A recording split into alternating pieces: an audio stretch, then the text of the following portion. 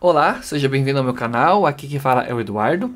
E hoje o capítulo proposto para a leitura do dia é Marcos 7, o sétimo capítulo do Evangelho de São Marcos. E hoje a leitura vai ser na Bíblia de Estudo de Genebra. Marcos 7, aqui nesta Bíblia, tem como título Jesus e a tradição dos anciãos, o que contamina o homem. Ora, reuniram-se a Jesus os fariseus e alguns escribas, vindos de Jerusalém. E, vendo que alguns dos discípulos dele comiam pão com as mãos impuras, isto é, por lavar, pois os fariseus e todos os judeus, observando a tradição dos anciãos, não comem sem lavar cuidadosamente as mãos, quando voltam da praça não comem sem se aspergirem, e há muitas outras coisas que receberam para observar, como a lavagem de copos, jarros e vasos de metal e camas, interpelaram-no os fariseus e os escribas. Por que não andam os teus discípulos de conformidade com a tradição dos anciãos, mas comem com as mãos por lavar? Respondeu-lhes: Bem profetizou Isaías a respeito de vós, hipócritas, como está escrito: Este povo honra-me com os lábios, mas o seu coração está longe de mim. E em vão me adoram, ensinando doutrinas que são preceitos de homens.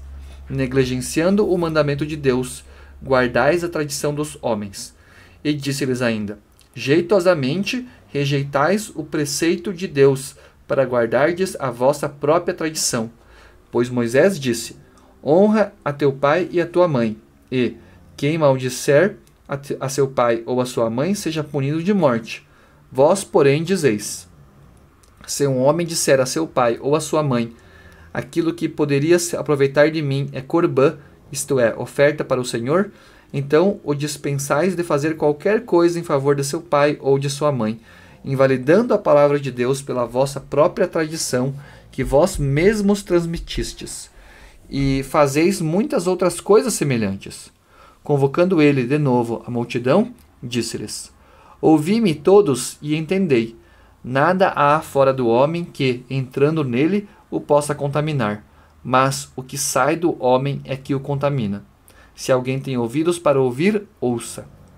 Quando entrou em casa deixando a multidão, os seus discípulos o interrogaram acerca da parábola.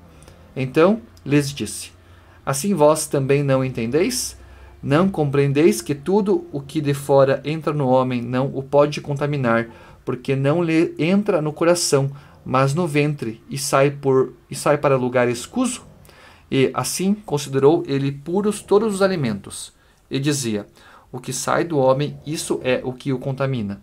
Porque de dentro do coração dos homens é que procedem os maus desígnios, a prostituição, os furtos, os homicídios, os adultérios, a avareza, as malícias, o dolo, a lascívia, a inveja, a blasfêmia, a soberba, a loucura.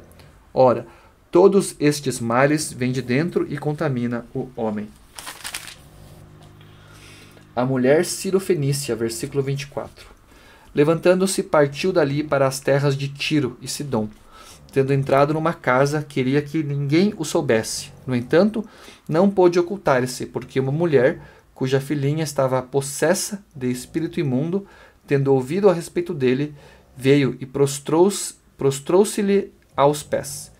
Esta mulher era grega, de origem cirofenícia, e rogava-lhe que expelisse de sua filha o demônio. Mas Jesus lhe disse: Deixa primeiro que se fartem os filhos, porque não é bom tomar o pão dos filhos e lançá-lo aos cachorrinhos. Ela, porém, lhe respondeu: Sim, Senhor, mas os cachorrinhos, debaixo da mesa, comem das migalhas das crianças. Então lhe disse: Por causa desta palavra podes ir. O demônio já saiu de tua filha.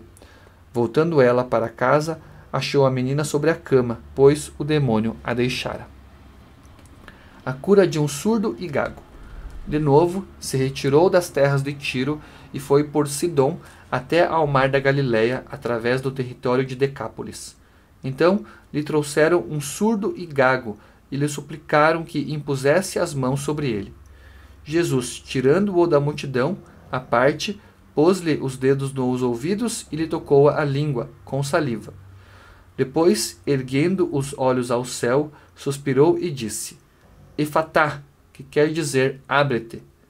Abriram-se os ouvidos, e logo se lhe soltou o empecilho da língua, e falava desembaraçadamente. Mas lhes ordenou que a ninguém o dissessem. Contudo, quanto mais recomendava, tanto mais eles o divulgavam. Maravilhavam-se sobremaneira, dizendo: tudo ele tem feito esplendidamente bem. Não somente faz ouvir os surdos, como falar os mudos. Leitura do capítulo 7, aqui do livro de Marcos, Evangelho de Marcos, capítulo 7. Aqui um comentário relacionado à palavra corbã, uma palavra aramaica que Marcos explicou em grego, desse modo indicando que estava escrevendo, pelo menos em parte, para leitores gentios.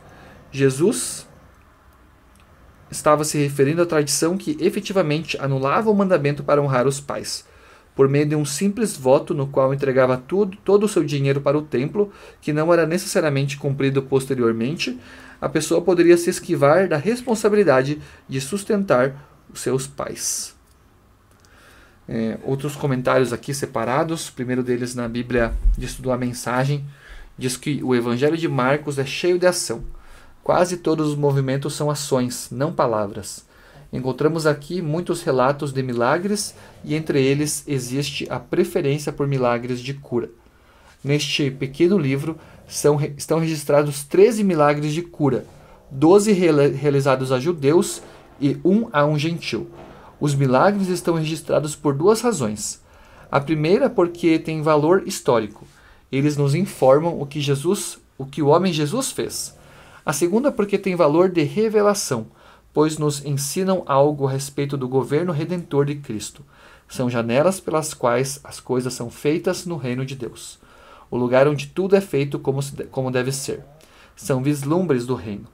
Chegará o dia em que estaremos dentro de casa e os milagres deixarão de ser a exceção para ser a norma.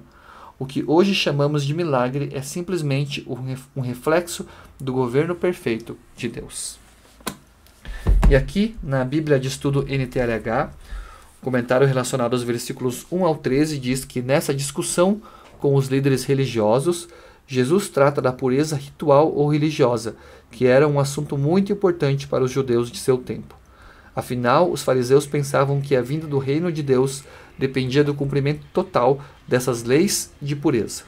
O assunto também interessava aos primeiros leitores do Evangelho, que, na grande maioria, eram de origem judaica.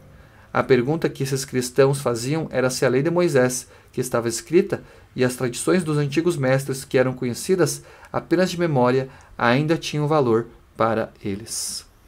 E aqui novamente, dos versículos 14 ao 23, Jesus faz diferença entre o seu ensinamento e a dos mestres judeus.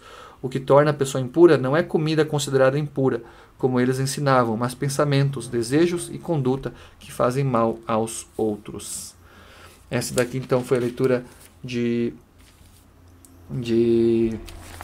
do capítulo 7 do Evangelho de Marcos, juntamente com alguns comentários relacionados a esse mesmo capítulo. Agradeço por você estar me acompanhando, fique com Deus e até o meu próximo vídeo.